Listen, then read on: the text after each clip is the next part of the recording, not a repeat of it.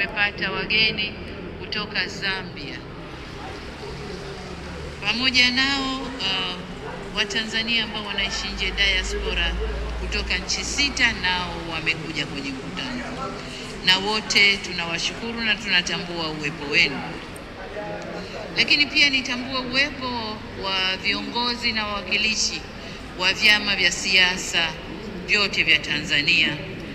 Ndugu wajumbe wenzangu wa mkutano mkuu, ndugu wanahabari, mabibi na mabwana. Kidumu Chama cha Mapinduzi!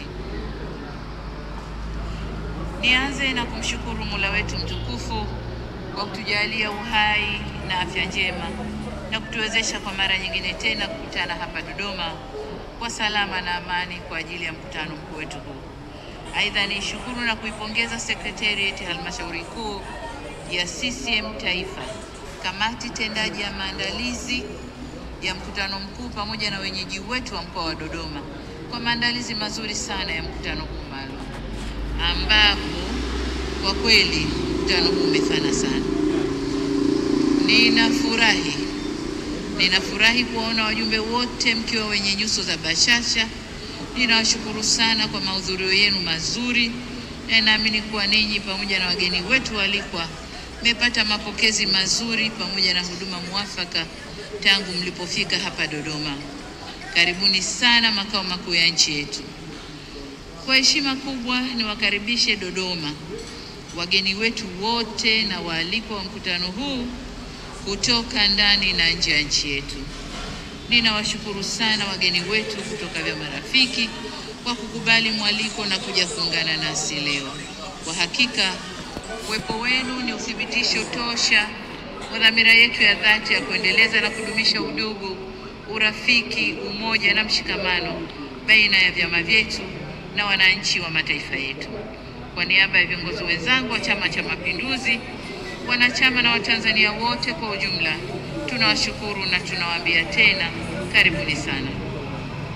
Ndugu wajumbe wa mkutano mkuu, mtakumbuka kwamba mkutano mkuu maalum wa tarehe 18 na 19 Januari 2025 ulipokea taarifa ya Halmashauri Kuu ya CCM Taifa kuhusu utekelezaji wa kazi za chama na jumuiya zake kwa kipindi cha miaka 2022-2024. Lakini vile tulipokea taarifa ya utekelezaji wa ilani ya CCM ya uchaguzi ya mwaka 2020-2025 kwa kipindi cha miaka 4 mpaka mwaka jana uliofanywa na serikali zetu mbili. Tulifanya marekebisho madogo ya katiba ya CCM ya mwaka 1977 na likawa toleo la 2025 na kumchagua makamu mwenyekiti wa CCM Bara.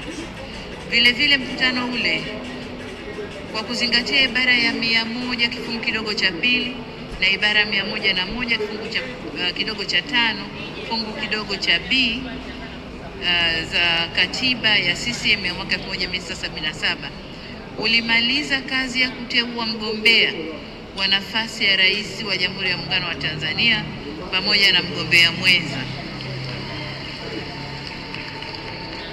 Aidha, ulimthibitisha mgombea wa urais wa Zanzibar na mwenyekiti wa Baraza la Mapinduzi baada ya kuteuliwa na Halmashauri Kuu ya Taifa ya Chama cha Mapinduzi. Ndugu wajumbe wa mkutano mkuu wa CCM Taifa, mkutano mkuu huu ni sehemu muhimu ya maandalizi ya chama chetu kushiriki katika uchaguzi mkuu wa mwaka huu 2025 kama inavyoonekana kwenye ratiba ya mkutano huu. Ajenda kuu tutakayojadili kuanzia leo, kuangalia yaliyomo kwenye ilani tunayokwenda kuinadi kwa wananchi katika